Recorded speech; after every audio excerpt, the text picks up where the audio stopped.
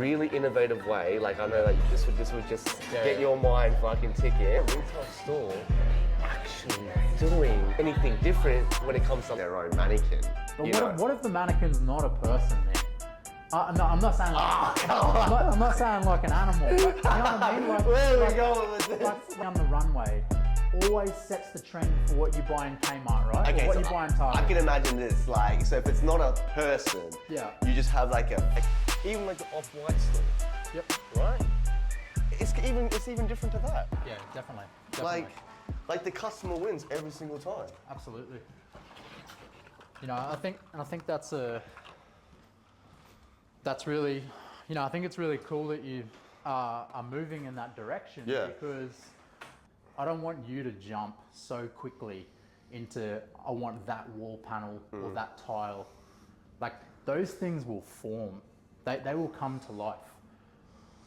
We've got the time, which is the beautiful thing about this project, where we can really think, how can we create a space and a place where your end user is getting something that they've never had before? We can create calm, beautiful, peaceful spaces that make the waiting experience different, make it pleasant, you know, make it beautiful, make that an experience in itself. Brands understand the value of their touch point. That's the biggest thing. All brands, hundreds, thousands, possibly millions of different little touch points. And every single touch point is an opportunity to interact with a customer or a client. Or we would love to do this, but where are we going to get that wall panel from? We can design every single piece. So when I sort of talk about touch points, you know, like I brought something in today that I think really symbolizes where I want us to get thinking. And architects and designers rely so much on like sampling. Every time a client engages with us and does a project with us, that project becomes kind of like a time capsule in itself, right? Yeah. So say we were doing Cartel Collective 2.0. For all the manufactured pieces, we would collate little samples. Yeah. So that the designer can show the client. And then when the designer shows the client says, yep, I love that stone, I love that marble, I love that timber, tick, tick, tick, tick, tick, right? You know, essentially breaking everything down into layers and letting the experience be this, well, let's just add everything that you want, but through samples, designs, and also, like you said, like not being limited to having to outsource buying something already created, already thought through by someone else, because it's their idea. Definitely. Our slogan is, you know, custom made easy, right? Yeah.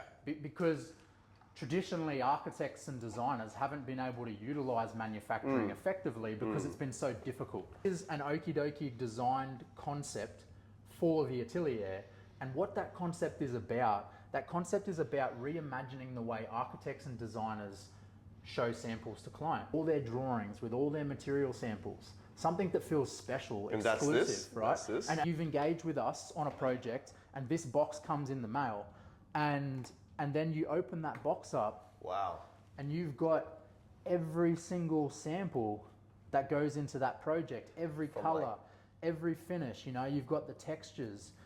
So this is like a working prototype. The sizing, the coloration, the specification, you know, like I work through and get everything nutted out to shapes and sizes. You've got like forms. stone here, and then you've got like more of these smoother finishes here. These just pop out. Oh, cool. So they just pop out, which is really cool. And you know, like we can arrange these anyway, which is good. So you know, maybe this might be all the samples for say level 1, and this might be all the samples for level 2. And then you've got timber down here. And you know, you got timber down there, and then inside you've got your like a concrete style canister, and that's got all their drawings in it. Yeah. So it's a time capsule. It's a time capsule for the project. Yeah, which you is mean cool, like, and the more you do, and the more. And then how do we start? Like, you know, so now we're in the, you know, kind of the starting line, you would say. Definitely. We've popped in, we've seen the shop. Yep. Now we've got this concept of this is where we can pick our samples from. Yep. You know, how do we start? Where do we start? We really need to start to identify what do we want those functions to feel like. There's logistical parameters. Yeah, right? yeah. But every time there's a logistical parameter or a challenge, there's an opportunity to do something different. I want people to walk past your shop and look in and go, oh fuck. I've never seen barbering done like that. Yeah. With this whole box concept, like I've done this out of timber and painted it and so forth, and I would never give this to people in this state because this is just a working prototype, right? But But then I start to explore different materialities, you know, using acrylics, using plastics, so forth, so forth. But I didn't start there. Yeah. You know, that's the most important thing. So we're going to start from here, and we're going to work our way from here. We're starting Yeah. with, if you were to put this, if you were to use this as the metaphor as to where we're going with this process, Yeah, 100%. we're starting with the concept that we want to make the sampling process better. A mannequin ultimate custom piece, because But you know. what if the mannequin's not a person, man? No, I'm not saying like I'm not saying like an animal, but you know what I mean? Like, Where are we going with this?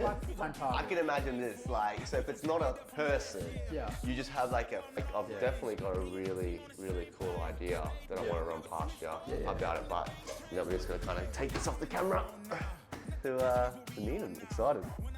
Yeah, this document is just to kind of really show you the kind of direction we're going for. Then we'll finesse the like brand ID and logo and I guess the graphics that roll out alongside these garments. And some concepts in here as well for you to look at. But I think it's just really trying to engage based off what you kind of shared and what we think the direction is and like the gap is and where we think this brand can sit amongst the whole concept of tunnel fits and everything like that. Back to Allen Iverson in a way, I think he was one of the first people to really start kind of taking the fashion side into NBA and the hip hop culture as well, and I think just like a little nod to him at the start there. But basically what we're going to go through today is the target audience, computer analysis, market positioning, trend, really focusing in up here on the 18 to 24 demographic has the biggest opportunity. I guess the 24 to 34 is the most common. Obviously, the tail end of the NBL audience towards here, and then, but like obviously here, there's room for people outside of this community, but we're going to get the most like initial growth and scale by just focusing in this space. To grow in this area, that's where I think the most opportunity of growth, like aligning a brand to this customer as well, is most important. I think, I think because he's at the tail end of their age group, he's the perfect aspirational person for this guy. They've probably followed his career and he's still young relatively in the basketball industry, so for him, like using him within this tunnel fits kind of program really helps us align. It's that tunnel fit mentality that they've got to look fresh and feel fresh. So And I think it's kind of their focus. Yeah. And with this, like with a new direction, they're going to kind of follow suit. Or if they see their favorite NBL player wearing this new brand, it's easy to kind of get them on board. And I guess the match kind of lights it and spreads it on fire. These pieces that will make they'll keep the brand alive, Tail Collective, and then the brand too. You know, the barber shop, you're not just cutting hair, you're teaching men how to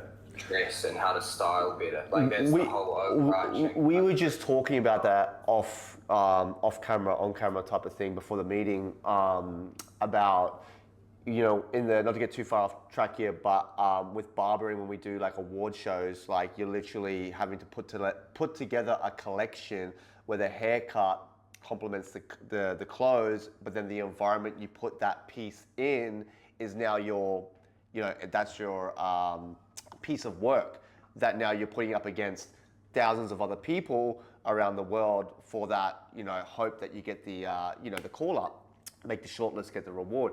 And I feel like this is very much for our Cartel Collective store, that same goal. Is we've mastered and we've got 10 years in the game where we understand what males want, and we've had to teach ourselves how to get better and stay with the trends. Now, with the retail space, we're trying to add that all into one experience for the customer. And a lot of these fits for me too, like they do come inspired by like music, like when it comes to the marketing side, like just because with Cartel, that's how we've done all of our content. It's like you hear a song and then it take you to some place that you go, oh, I think we can attach that with our next drop, and then you throw in another ingredient being the model and then the location. And I think I'll take a time to look at some of these and try to apply that same methodology to, you know, if I can add anything in. But like I said, like this is cool. I really like that we're here now.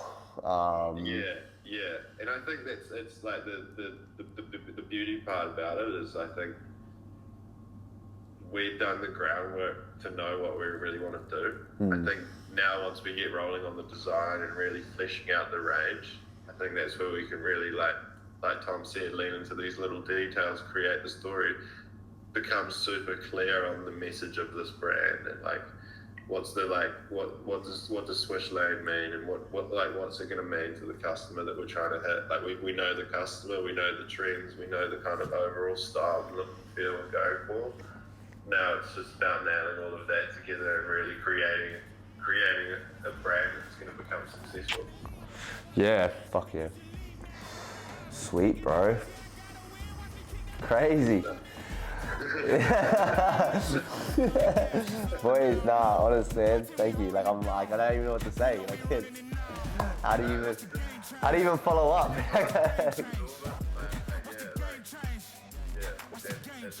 on board and liking what we've shown. Straight up, sweet.